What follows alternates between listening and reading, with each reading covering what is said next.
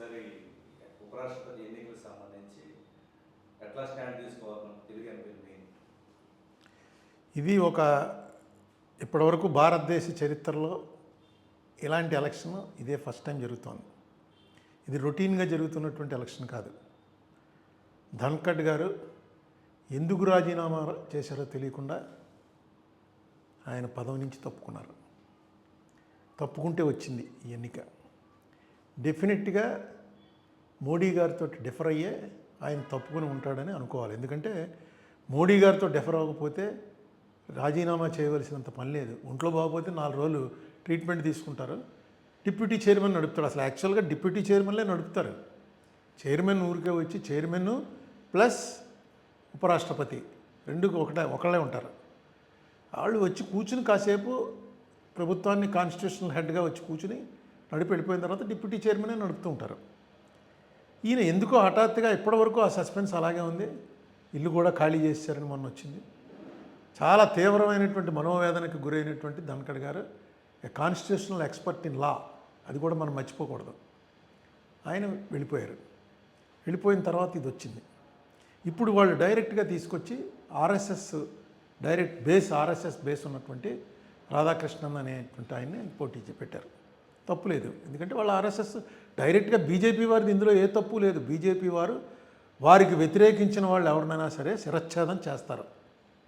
BJP వారికి ఇప్పుడున్నటువంటి రాజ్యాంగం మీద ఉన్న కానీ ఇప్పుడున్నటువంటి నేషనల్ ఫ్లాగ్ మీద కానీ సెక్యులర్ సెటప్ అంటే ముస్లిమ్స్, క్రిస్టియన్స్, హిందూస్ అందరూ కలిసి ఉండాలనే సెక్యులర్ సెటప్ మీద కానీ ఏమాత్రం నమ్మకం లేదు. 100 ఏళ్ల నుంచి అలాగా దాన్ని నడుపుకుంటూ వచ్చారు. వాళ్ళ ఐడియాలజీ వాళ్ళది. దాంతో నేను డిఫర్ అవ్వను. ఎందుకంటే వాళ్ళ ఐడియాలజీ తగ్గట్టుగానే వాళ్ళు చేస్తారు. కానీ వాళ్ళ ఐడియాలజీలో ఏవైతే పాయింట్లు వాళ్ళు చెప్తున్నారో ఆ పాయింట్లతోటి డిఫర్ అయినటువంటి వాళ్ళు కనుక వాళ్ళకు ఓట్లేస్తే, మీరు బ్రిటిష్ వాళ్ళతోటి లేకపోతే మహమ్మద్ గజనీతోటి కలిసిపోయినటువంటి వాళ్ళని ఏ రకంగా అయితే ఇప్పటికి కూడా మన చరిత్రలో చాలా ద్రోహుల కింద చూస్తున్నామో, రేపొద్దున మిమ్మల్ని కూడా అలాగే చూస్తారు. ఈవేళ ఇంత క్రూషియల్ ఎలక్షన్స్లో ఆంధ్రప్రదేశ్ నుంచి సుదర్శన్ రెడ్డి గారు నిలబడుతున్నారు. నిలబెట్టుతున్నటువంటి మనిషి ఏ పార్టీకి చెందినవాడు? ఆ సోషలిస్ట్ భావాలు ఉన్నటువంటి వాడు, సెక్యులర్ భావాలు ఉన్నటువంటి వాడు. ఆయనతో నాకు స్వల్ప పరిచయం. ఈ మధ్య కాలంలోనే 2-3 మీటింగుల్లో కలిసి పాల్గొన్నాం. అవగాహన ఉన్నటువంటి వ్యక్తి. నెక్స్ట్ కాన్స్టిట్యూషనల్గా ఎక్స్పర్ట్. ఎందుకంటే సుప్రీంకోర్టు జడ్జిగా రిటైర్ అయ్యారు. Constitutional expert. కాన్స్టిట్యూషన్ అనేది ఫింగర్ టిప్స్ మీద చెప్పగలిగినటువంటి సమర్థత ఉన్నటువంటి వ్యక్తి. ఈవేళ ఆయన్ని కూటమికి వ్యతిరేకమైనటువంటి అభ్యర్థిగా నిలబెట్టారు. ఇప్పుడు మన స్టేట్లో ఉన్నటువంటి అందరు ఎంపీలు కూడా ఆయనకు ఓటేయడానికి ఎలాంటి అభ్యంతరం ఉండదు. ఎందుకంటే అదేంటని కూటమిలో మేము భాగస్వాములం కదా అని టీడీపీ వారు అనుకోక్కర్లేదు. ఎందుకంటే ఆ పార్టీ పేరే తెలుగుదేశం పార్టీ. ఈ తెలుగు వాళ్ళ కోసం, వాళ్ళ ప్రైడ్ కోసం ఎన్టీ రామారావు గారు పెట్టినటువంటి పార్టీ. ఎప్పుడైతే తెలుగు అభ్యర్థి సుదర్శన్ రెడ్డి గారు పోటీ చేస్తున్నాడో, మాకు ఈ పార్టీలు ఇవన్నీ కాదండి, మా తెలుగుదేశం పార్టీ సుదర్శన్ రెడ్డి గారికే ఓటేస్తాం మేము అని చెప్పి డైరెక్ట్గా వేయచ్చు. ఎందుకంటే ఇది సీక్రెట్ ఓటు. ఒకవేళ డైరెక్ట్గా వేయటం ఇష్టం లేకపోతే మీరు పార్టీలో నిర్ణయం తీసుకుని ఎవరికి ఓటేశారో ఏం తెలియదు. దీంట్లో విప్పులు ఉండవు. పార్టీ విప్పుకు వ్యతిరేకంగా ఓటేశారని విప్పు ఉండదు. అంతేకాదు ఎవరికేసారో కూడా తెలియదు. బహుశా మా తెలుగుదేశం వాళ్ళంతా మా పార్టీ అది కదండి అందుకుని అలా వేసామని చెప్పేసి అనొచ్చు. తెలుగుదేశం ఎందుకంటే ఇలాంటిది ఒక ప్రెసిడెంట్ నాకు గుర్తుండి, ప్రతిభా పాటిల్ గారు పోటీ చేసినప్పుడు శివసేన పూర్తిగా కాంగ్రెస్కి తీవ్రమైనటువంటి వ్యతిరేకంలో ఉంది. ఎందుకంటే మేము అప్పుడు ఎంపీలో అపోజిషన్ బెంచ్లో మెయిన్ గట్టిగా మాట్లాడే వాళ్ళంతా శివసేనలోనే ఉన్నారు.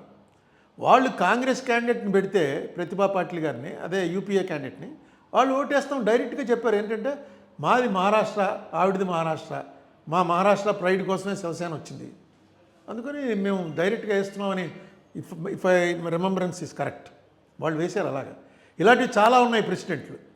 సో తెలుగుదేశం పార్టీకి సంబంధించినటువంటి ఎంపీలు ఏమాత్రం మొహమాటం లేకుండా, ఎవరితోటి ఏ తగువు లేకుండా సీక్రెట్గా వేసి రేపు సుదర్శన్ రెడ్డి గారికి ఓటేసి వచ్చేయచ్చు.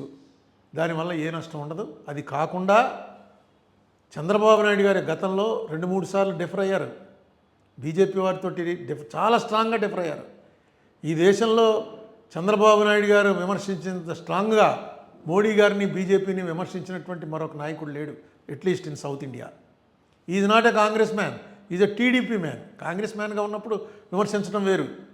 టీడీపీ అనేటువంటి ఒక ప్రాంతీయ పార్టీకి చెందినటువంటి వ్యక్తి, 3 సార్లు ముఖ్యమంత్రి చేసినటువంటి వ్యక్తి, బీజేపీ పట్ల వాళ్ళకున్నటువంటి మసీదులు కూలగొట్టే పార్టీ ఇదని అన్నటువంటి వ్యక్తి కూడా ఒక చంద్రబాబు నాయుడు గారే.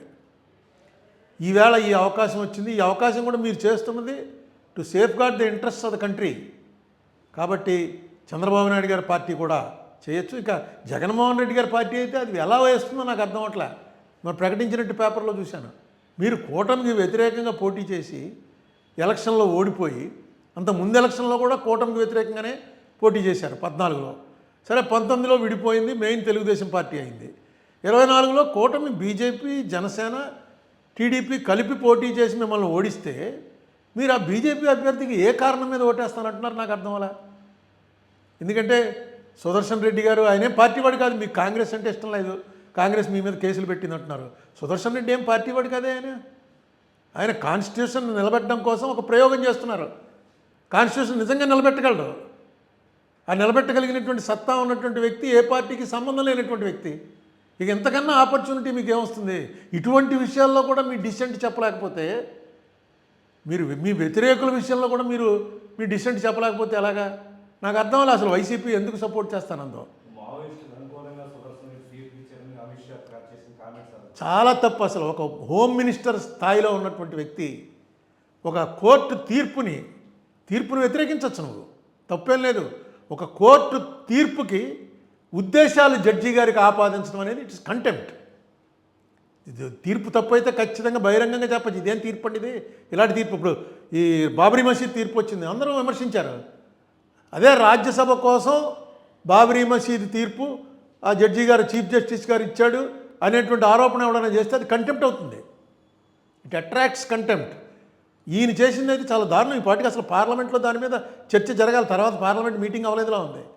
ఒక home minister, deputy prime minister హోదా ఉన్నటువంటి ఒక స్థాయి ఉన్నటువంటి ఒక వ్యక్తి సల్వాజుడుం అనే దాని మీద ఆయన ఇచ్చినటువంటి తీర్పు, ఆ తీర్పును విమర్శించవచ్చు. కానీ ఆ తీర్పు ఈయన ఇచ్చాడు, ఈయన కూడా నక్సలైటే అనేటువంటి ఆరోపణ చేశాడంటే ఎక్కడ పోతున్నామండి మనం? ఈ సిస్టంలో ఎక్కడికి పోతున్నాం?